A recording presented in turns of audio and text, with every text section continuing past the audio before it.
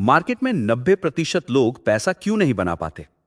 जवाब कड़वा है लेकिन सच है, क्योंकि वो सिर्फ रिटर्न्स के पीछे भागते हैं।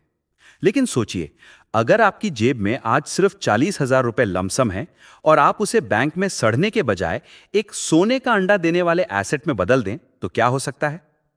आज हम एसबीआई के साथ मिलकर पैसा बनाने का एक तरीका समझेंगे, जो आपके 40,000 को लाखों में बदल सकता है। वो रकम कितनी बड़ी होगी, ये कैलकुलेशन हम आगे समझेंगे।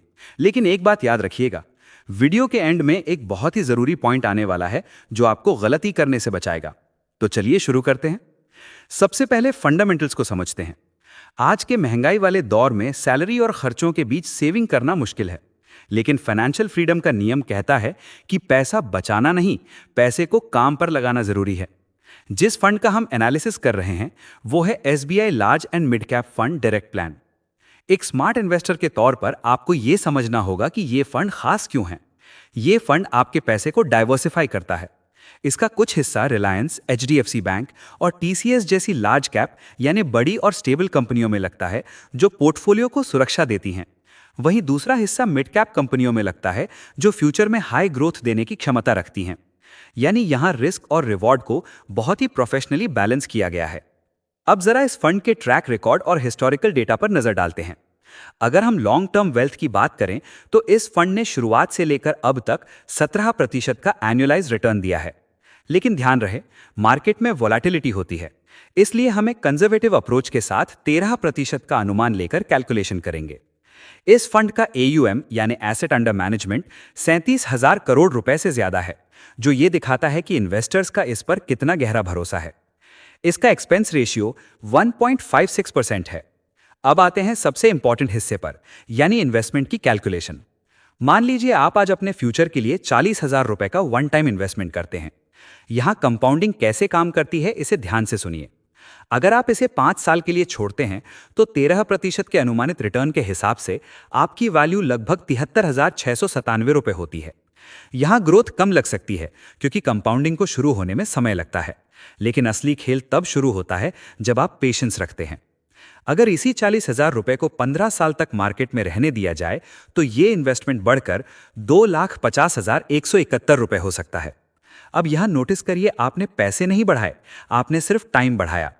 और अगर आप इसे रिटायरमेंट प्लानिंग के तौर पर देखते हैं और 30 साल तक होल्ड करते हैं तो ये छोटी सी रकम 15,64,636 रुपए का एक बड़ा कॉर्पस बन सकती है।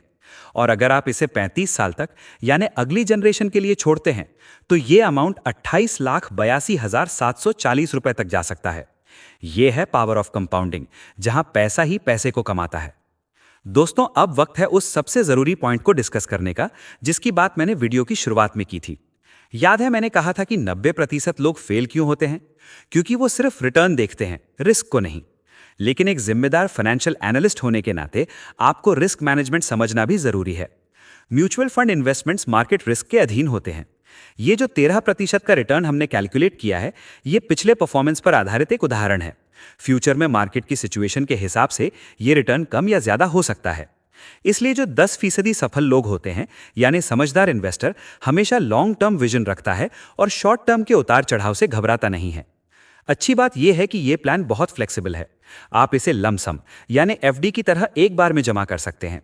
इसमें लिक्विडिटी भी है, यानी जरूरत पड़ने पर आप पैसा निकाल सकते हैं।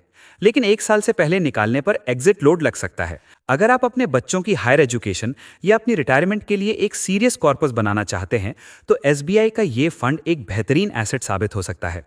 बस जरूरत है सही समय पर शुरुआत करने की और अपने इन्वेस्टमेंट को समय देने की। अब आपके लिए एक सवाल, जिसका जवाब आपको खुद सोचना है। क्या आप आज की थोड़ी सी खुशियों के लिए उस 40,000 को खर्च करना पसंद करेंगे, या उसे काम पर लगाकर अपने फ्यूचर को सुरक्षित करना चाहेंगे? आपका क्या मानना है, कमेंट में अपनी राय जरूर लिखें। और हाँ, इन्वेस्ट करते समय अक्सर लोग कंफ्यूज रहते हैं, पोर्टफोलियो 1 हो या 2। अगर आप इसका सही जवाब जानना चाहते हैं तो अभी स्क्रीन पर आ रही अगली वीडियो पर क्लिक करें और अपनी फाइनेंशियल नॉलेज को बढ़ाएं।